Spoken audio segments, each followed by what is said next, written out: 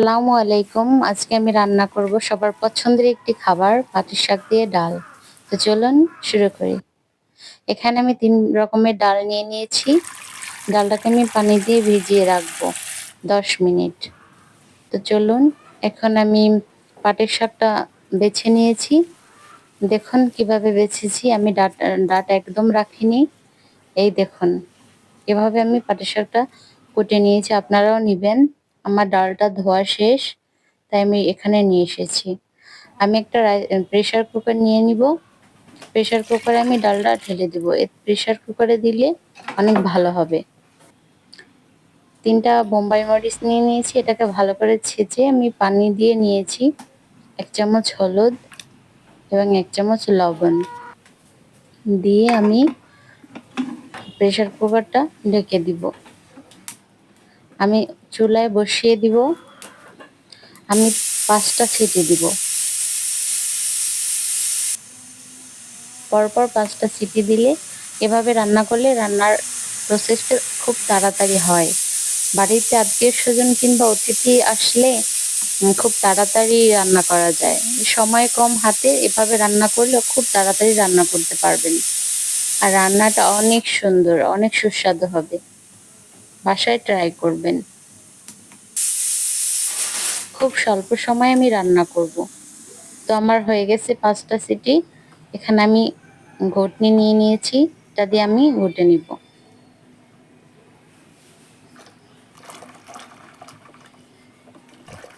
খুব অল্প সময়ের মধ্যে রান্না হয়ে যাবে।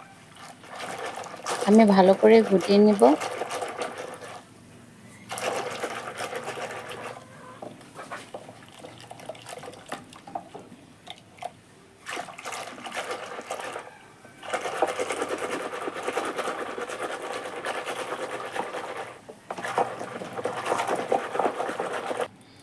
এবার আমি একটা কড়াই নিয়ে নিব।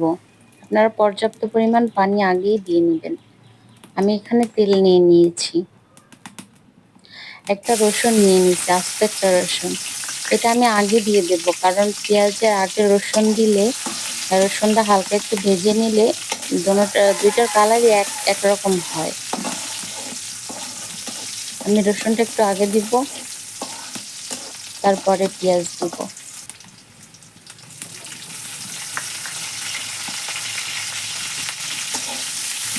পেঁয়াজ দিয়ে ভালো করে নেড়ে চেড়ে নিব।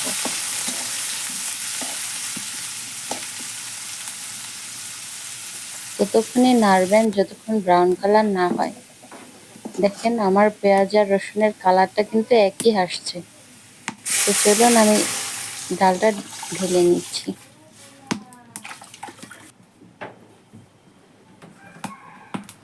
ডালটা ফুটিয়ে তারপরে আমি পাটির শাক দিব।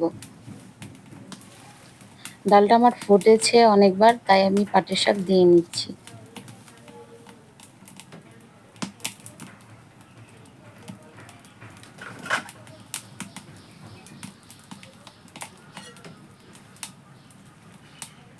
পাঁচ মিনিট চুলার আঁচে ভালোভাবে জাল দিবেন।